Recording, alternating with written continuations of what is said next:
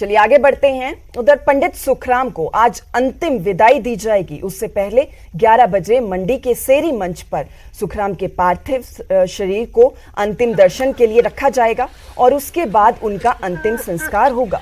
बता दें आपको कि पंडित सुखराम ने 94 साल की उम्र में दिल्ली के एम्स अस्पताल में आखिरी सांस ली। रात को उनके पार्थिव देह को मंडी लाया गया, जहां कई नेताओं ने पहुंचकर उनको श्रद्धांजलि भी दी। आज जब मैं सोच रहा था और जिस समय लोगों की विचार सुन रहा था, तो मुझे एक बात लगी कि मुझे बहुत बड़ा गर्व है कि मैं ऐसे पिता का बेटा हूँ, क्योंकि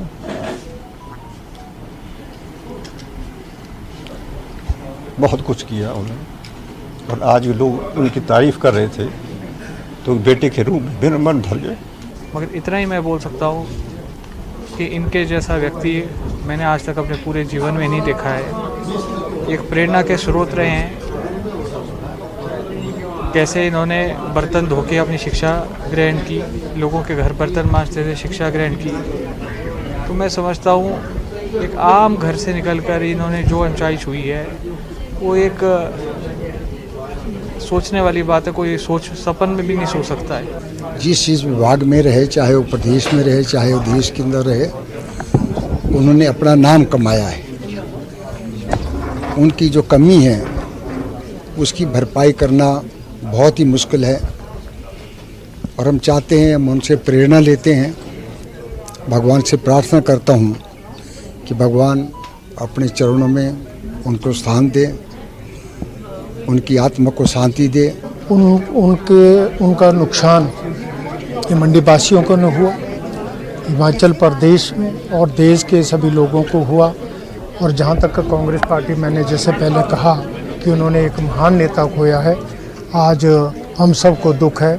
मेरे पिताजी के साथ भी, स्वर्गीय वीरभद्र सिंह जी के साथ भी उनका जो है संबंध रहे, मधुर संबंध रहे और उन्होंने साथ जो है कांग्रेस पार्टी को प्रदेश के अंदर सींचा। और आज उनको विनम्र श्रद्धांजलि देने के लिए मैं यहाँ पर उपस्थित हुआ हूँ, अपने परिवार की ओर से, अपने क्षेत्र की ओर से, कांग्रेस पार्टी की ओर से। और यही हम कामना करेंगे कि उनके दिखाए हुए रास्ते पर प्रदेश के लोग आगे चलें। और अब नजर डालते हैं पंडित सुखराम के राजनीतिक सफर पर और आपको बताते हैं कि कैसे राजनीति में उन्होंने एक बड़ा ओहदा हासिल किया है।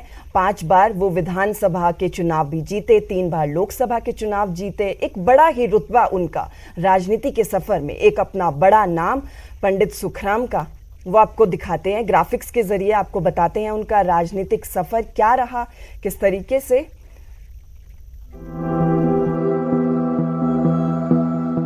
पंडित सुखराम ने 1962 में मंडी सदर विधानसभा सीट से पहली बार निर्दलीय चुनाव लड़ा और जीते भी।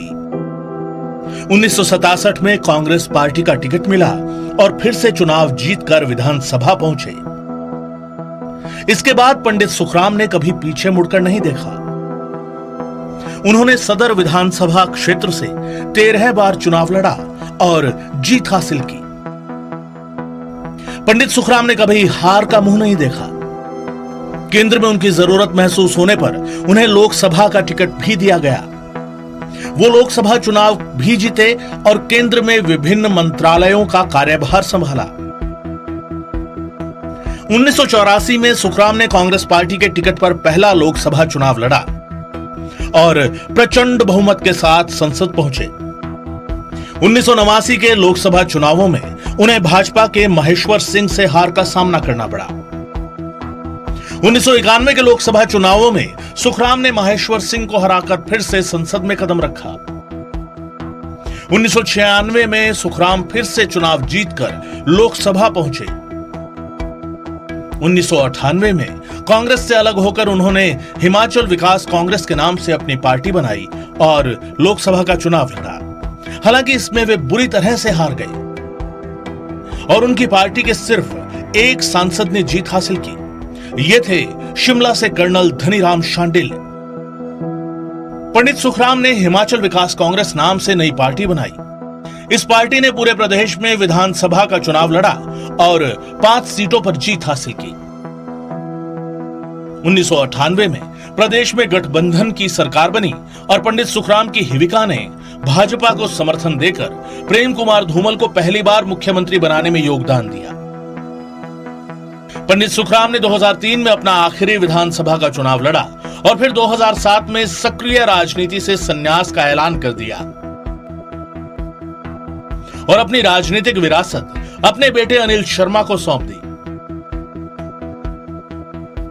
साल 2017 के विधानसभा चुनावों के दौरान सुखराम का सारा परिवार भाजपा में शामिल हो गया। कारण बताया गया कांग्रेस पार्टी में अपमान हुआ।